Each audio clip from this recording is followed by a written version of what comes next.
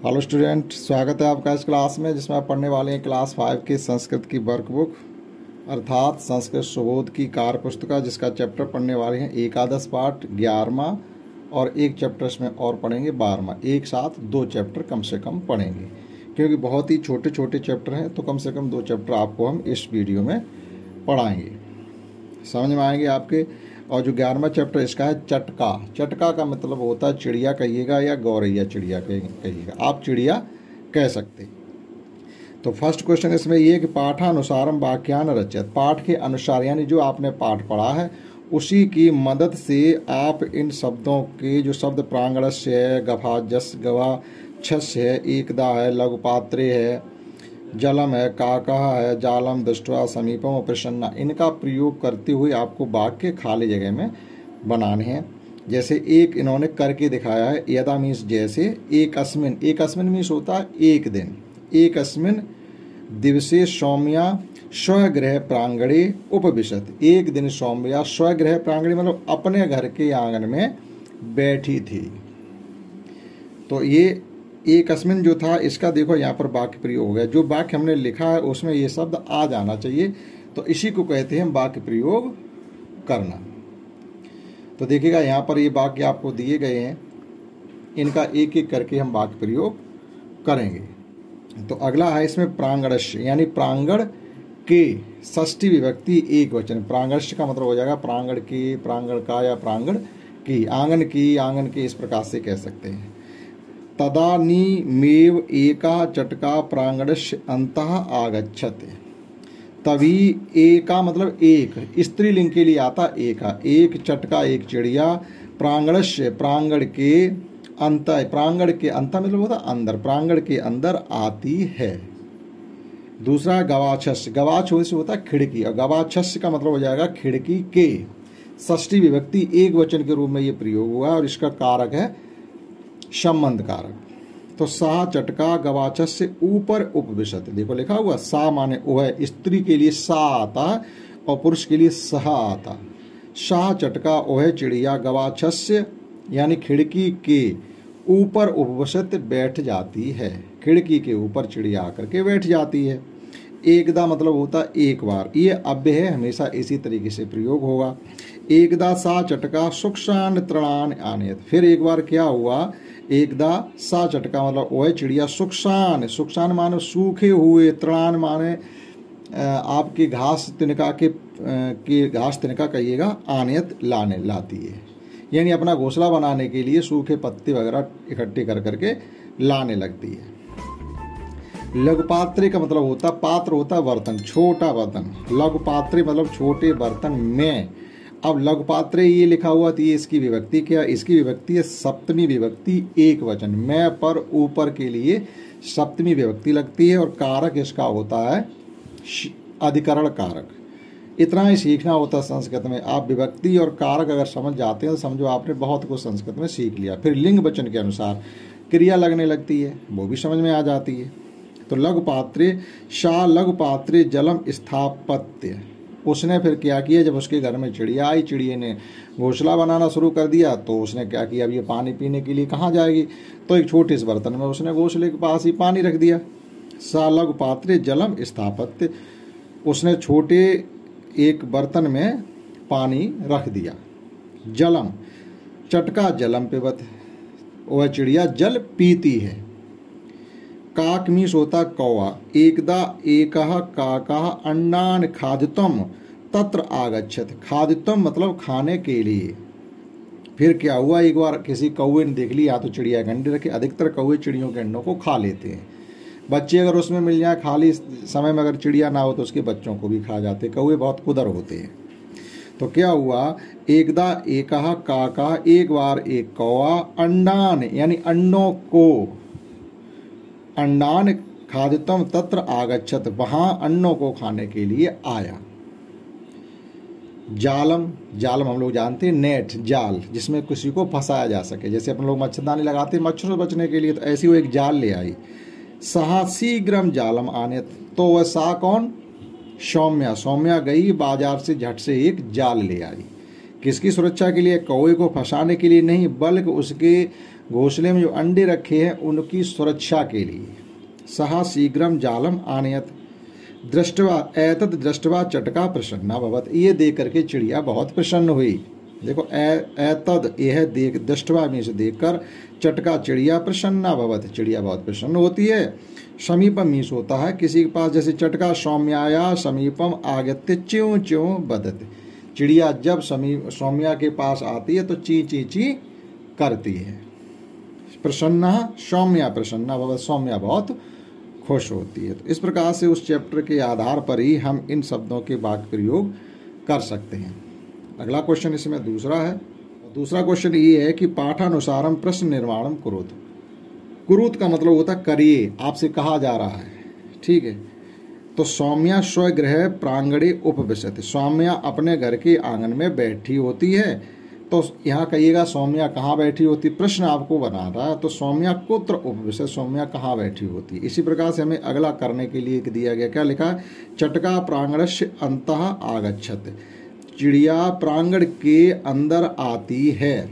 तो अब आपको ये लिखना है चिड़िया किसके अंदर आती है, चटका कस्यः अंतः आगच्छत, ठीक है। तो चिड़िया स्त्रीलिंग में है तो इसके लिए लिखेंगे कस्या, किसके, कश नहीं लिखेंगे, कस्मिन भी नहीं लिखेंगे, कस्या, ये स्त्रीलिंग में है इसलिए आप इसका जब उसमें विभक्ति में देखेंगे तो स्त्रीलिंग में है कस्या। तो चिड़िया स्त्रीलिंग में है तो कश, चिड़िया कस्या अंतः आगच्छत। तो यहाँ से केवल हमने प्रांगणस्य को हटा दिया, उसकी जगह कस्या लगा दिया। किसके, इसका मतलब हो जाएगा किसके, चिड़िया किसके अंदर आती है, षष्ठी विभक्ति एक वचन संबंध कारक का प्रयोग हुआ है इसलिए कस्या आया हुआ है।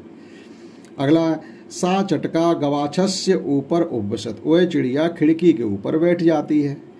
तो अब हम लिखेंगे कि चिड़िया किसके ऊपर बैठ जाती है। तो अब देखिएगा गवाक्षस्य क्या है, अब यहाँ लिखेंगे कस्य, सा चटका कस्य ऊपर उपविशत, ठीक है, चिड़िया किसके ऊपर बैठ जाती है।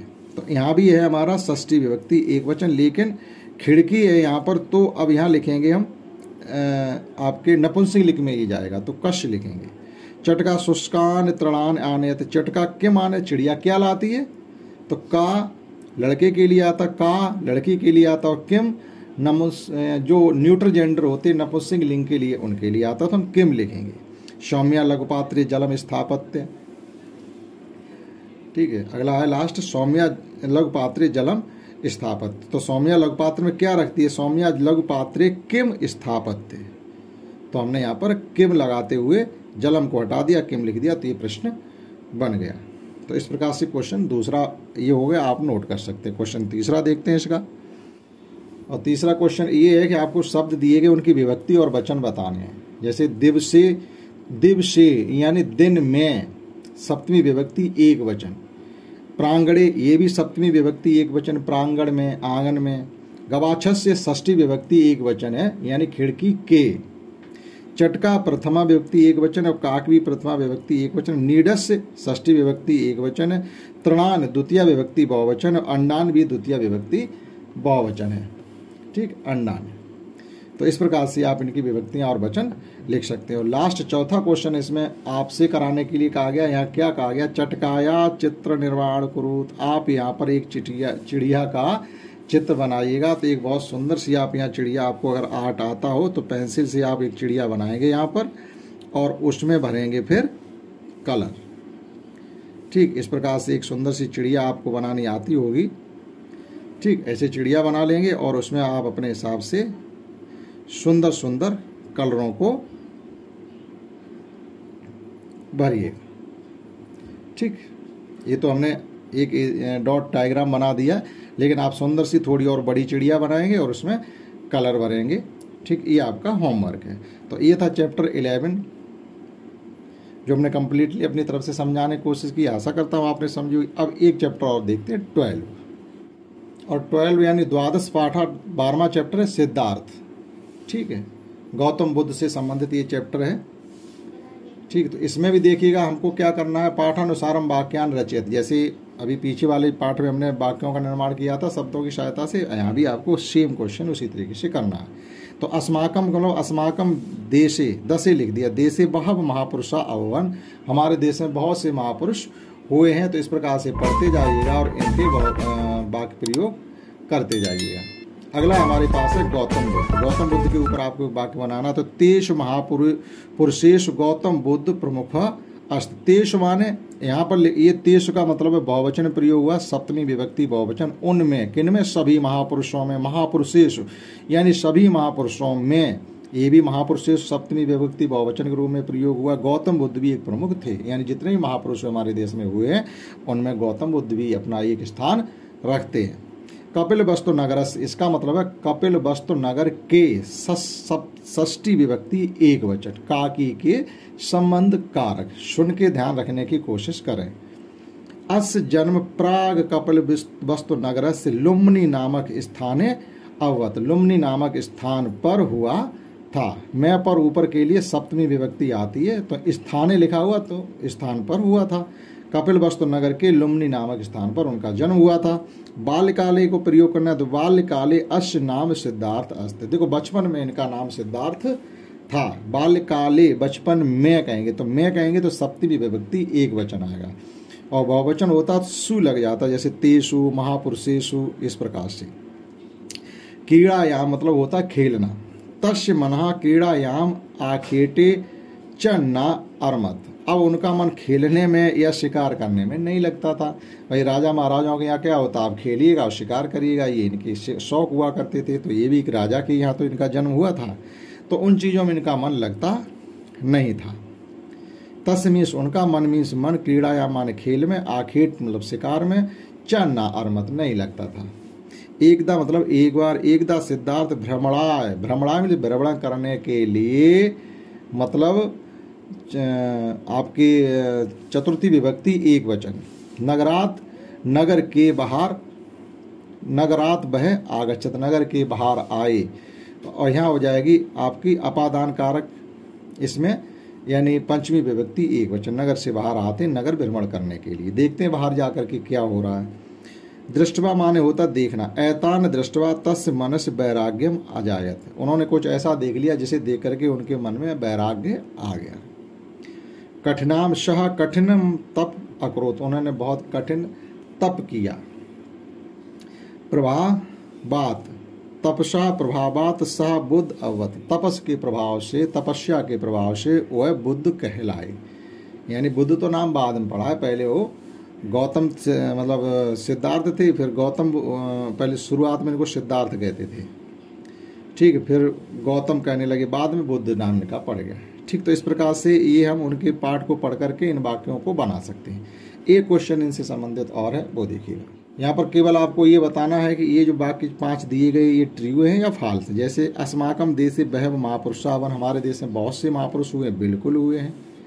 गौतम बुद्ध पे तो नाम दशरथ आसित, क्या इनके पिता का नाम दशरथ था? नहीं, दशरथ तो श्री राम के पिता का नाम था, तो ये हमारा रॉन्ग हो जाएगा।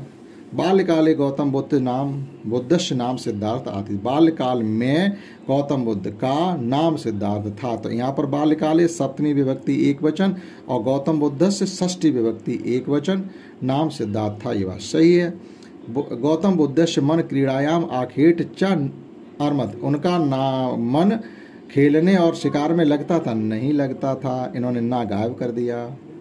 अहिंसा पालनम तस्य प्रमुख शिक्षा आसीत, ना आसीत, यहाँ लिखिए ना आसीत, अहिंसा पालन करना उनकी प्रमुख शिक्षा नहीं थी। भैया ये गलत है, अहिंसा का तो उन्होंने पहले उपदेश दिया ही था। तो इस प्रकार से हमने इस क्लास में आपको चैप्टर 11 और 12 पढ़ाने की कोशिश की है। एक चटका नाम से 11 था और सिद्धार्थ नाम से 12। आशा करता हूँ आपने समझे होंगे। इस क्लास में इतना ही। That's all. जय हिंद, जय भारत।